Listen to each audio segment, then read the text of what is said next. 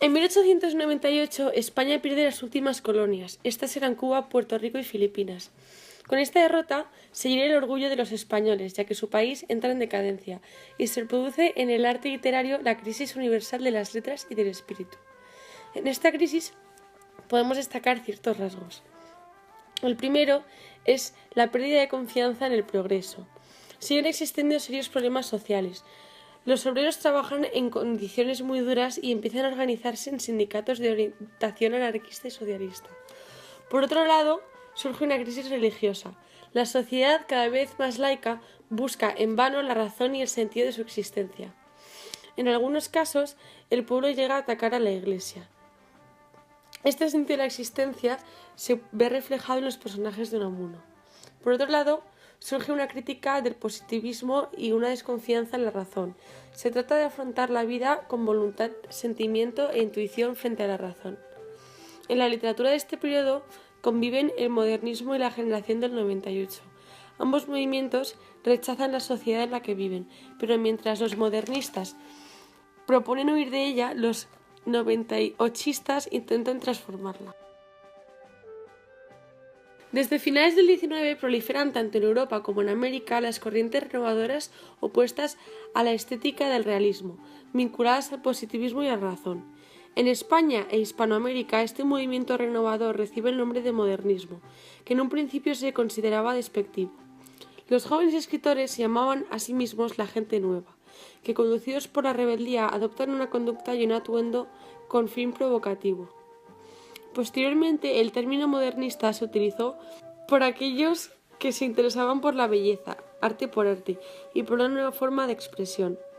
Recibe influencias de dos movimientos franceses, de la segunda mitad del siglo XIX, y también de la literatura norteamericana de Edgar A. Poe. Por otro lado, el parnasianismo busca la perfección formal, los versos pulidos y por tanto destaca la forma esteticista de la literatura. Usan la mitología y buscan tiempos exóticos y pasados. Por otro lado, el simbolismo es un movimiento que nació en Francia y en España lo llevó a cabo Becker. Esconde significados profundos de la realidad que se representan a partir de símbolos que sugieren ideas, sentimientos y angustias. Por ejemplo, los casos de la decadencia o la muerte, o del camino de la vida que utiliza Machado. Se representa la realidad de forma subjetiva, a menudo utilizando metáforas y consiguiendo musicalidad en los versos, sobre todo en la poesía. El modernismo y la generación del 98 tratan temas distintos. En primer lugar, el modernismo se recrea en el pasado y sitúa sus historias en mundos imaginarios. Además, describe el mundo a través de los sentidos, la vista, el oído, el olfato, el tacto. Otro de los temas principales del modernismo es el cosmopolitismo, es decir, muestra el anhelo de lo distinto y de lo aristocrático. También se tratan los temas americanos, en especial los temas indígenas, a los que muchas veces se les defiende. Por otro lado, también destaca mucho la intimidad del poeta. Los modernistas, al igual que los románticos, potencian el uso de la pasión sobre la razón, de la emoción sobre la reflexión. Sin embargo, a diferencia de los románticos, en el modernismo se presenta un sentimiento comparable al resto. Es decir, el poeta no es quien se muestra, sino un actor de sí mismo comparable a los deseos de cualquier persona culta. Por otro lado, la generación del 98 se centra principalmente en España y en las preocupaciones existenciales. Para los de la generación del 98, España tenía una gran importancia, llamaban con locura a Castilla. Por ello, recorren las tierras de España y describen el paisaje castellano con gran admiración.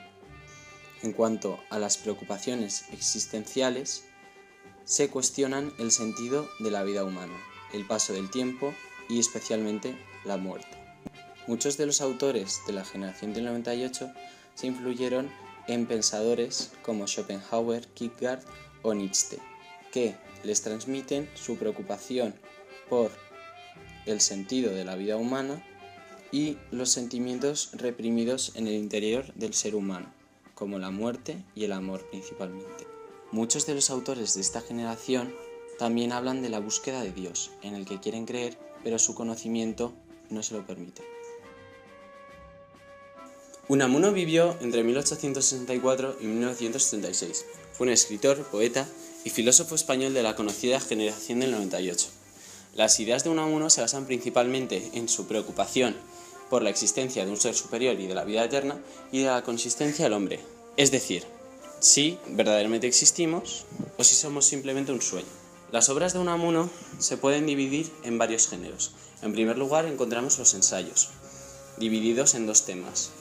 En primer lugar habla de España, este tema es tratado en 5 de sus ensayos y en las que se opone a la búsqueda de la tradición eterna del presente y defendió el concepto de intrahistoria, es decir, la intrahistoria propone la vida tradicional de los pueblos como fondo permanente. También propuso que la solución para los males españoles era la europeización. Sin embargo, más tarde defendió el espíritu español y, al contrario, la españolización de Europa. El segundo tema del que habla es el sentido de la vida humana. Unamuno trasladó aquí sus propias preocupaciones, ya que su pensamiento estaba lleno de contradicciones centradas en la vida eterna y el cristianismo. Por ello, llena de sus ensayos con su obsesión sobre la vida eterna y la existencia de un ser superior, en el que quería y necesitaba creer. También escribió varias novelas, a las que llamó nivolas. En ellas hace una síntesis de filosofía y literatura, es decir, reúne distintos conceptos sobre dichos tópicos. En sus novelas habla sobre los problemas individuales y sus propias obsesiones que giran en torno a la fe. Para conseguir esto, trata varios conflictos entre los personajes de sus novelas. Entre sus novelas más importantes se encuentran Niebla, en la que habla de la consistencia de la persona, es decir, si somos simplemente sueños o si en realidad existimos, o San Manuel Bueno el Mártir. En esta última obra se resumen muy bien las ideas de Unamuno, ya que habla de un cura sin fe que la imparte a los habitantes de un pueblo para que ellos no vivan en desgracia y en una profunda tristeza solitaria como lo hace el propio cura. Unamuno, en muchas de sus obras, como en esta, refleja sus preocupaciones, centradas fundamentalmente en la inmortalidad. Por último, Unamuno también escribió poesía, pero esta tiene un menor prestigio debido a su publicación tardía. En sus poemas, de un carácter muy personal, también manifiesta sus inquietudes religiosas y su interés por Castilla. También cabe destacar que Unamuno apoyó firmemente la República de 1931, incluso se presentó a concejal. Sin embargo, tras el golpe de Estado franquista, sus ideas revolucionarias supusieron que pasase sus últimos días con vida bajo arresto domiciliario. Ahora voy a leer el poema de la oración del ateo, de Miguel de Unamuno, que expresa muy bien muchas de las ideas presentes en toda su obra. Oye mi ruego tú, Dios que no existes, y en tu nada recoge estas mis quejas. Tú que a los pobres hombres nunca dejas, sin consuelo de engaño, no resistes a nuestro ruego y nuestro anhelo vistes. Cuando tú de mi mente más te alejas, más recuerdo las plácidas consejas, con que mi ama endulzóme noches tristes. Qué grande eres mi Dios, eres tan grande que no eres sino idea, es muy angosta la realidad, por mucho que se expande. Para abarcarte sufro ya a tu costa. Dios no existente, pues si tú existieras, existiría yo también de veras. Antonio Machado es uno de los poetas más destacados de esta época. Este vivió de 1875 al 1969. Nace en Sevilla y su padre, Antonio Machado y Álvarez, era un eminente folclorista. En 1883 su familia se traslada a Madrid y allí Antonio prosigue sus estudios en la Institución Libre de Enseñanza, la cual deja huella al poeta. Al morir su padre y su abuelo, sufren unas dificultades económicas graves, por lo que Antonio intenta buscarse la vida. Para ello trabaja como actor teatral, trasladándose más tarde a París con su hermano Manuel, con el que tiene una buena relación. Allí trabaja como traductor y entra en contacto con la vida literaria de París. En una segunda estancia en París, de 1802, conoce a Rubén Darío, con quien une mutuos lazos de admiración. De nuevo en Madrid colabora con la revista modernista Helios y vive intensamente las preocupaciones de los jóvenes grupos literarios. La publicación de Soledades en 1903 lo revela ya como poeta extraordinario. En 1907 obtiene la Catedral de Francés en el Instituto de Soria, donde pasará una etapa fundamental de su vida, pues conoce a Leonor, una joven de 16 años con la que se casará en 1909. Con ella pasará un año en París, donde asistirá a las clases de Bergson, cuya influencia se deja sentir en su obra. Pero, en julio de 1911, Leonor sufre una tremenda hemoptisis y regresa a Soria, donde muere, en agosto de 1912. Antonio, desesperado, pide traslado a Baeza, donde pasará 7 años y donde escribirá algunos de los poemas de Campos de Castilla, obra en la que refleja el sentir de aquellos años. En 1919 se traslada a Segovia, ciudad en la que desarrollará una intensa actividad de cultura popular y en la que conocerá el segundo gran amor de su vida, Pilar de Valderrama, la Guimar de los últimos poemas amorosos. Será nombrado miembro de la Real Academia y en 1932 marchará a vivir a Madrid, donde le sorprende la guerra civil. Firme partidario de la República, tiene que trasladarse a Valencia, donde vive hasta 1938, año en que para huir del peligro tiene que marcharse a Barcelona y de ahí exiliarse a Francia en el 39. Machado, junto a su madre, se instala en el pueblecito francés de Collioure, pero ambos, debido a los sufrimientos y las incidencias del viaje, están muy enfermos. Antonio muere el 22 de febrero de 1939 y 2 días más tarde le sigue a su madre. En el bolsillo de su gabán se encontró un papel con 3 anotaciones.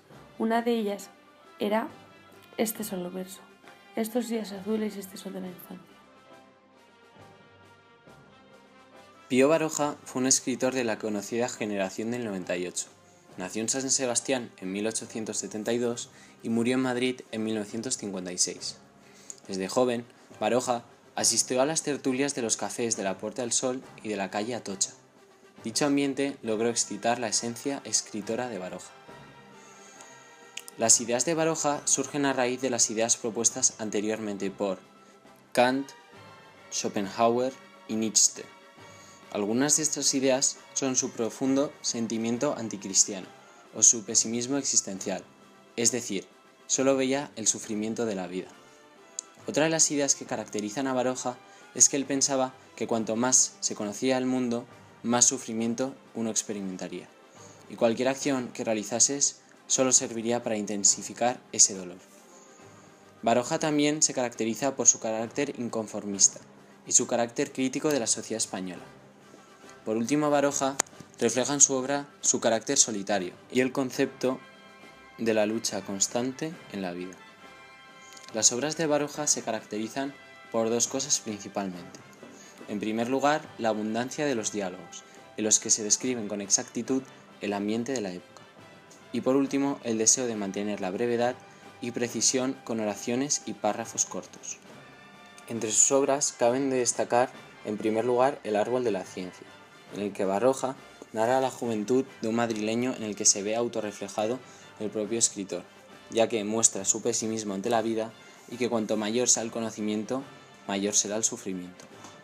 Esta idea se ve muy bien reflejada en el capítulo llamado El árbol de la ciencia y el árbol de la vida, en el que el árbol de la ciencia representa el intelectualismo y el árbol de la vida el vitalismo. También escribió novelas de aventuras como Zalacaín y narraciones históricas como Memorias de un hombre de acción. Por último, al estallar la Guerra Civil Española, Baroja emigró a Francia y regresó a España en 1940. Sin embargo, la censura franquista hizo que Baroja se alejase de la actividad pública.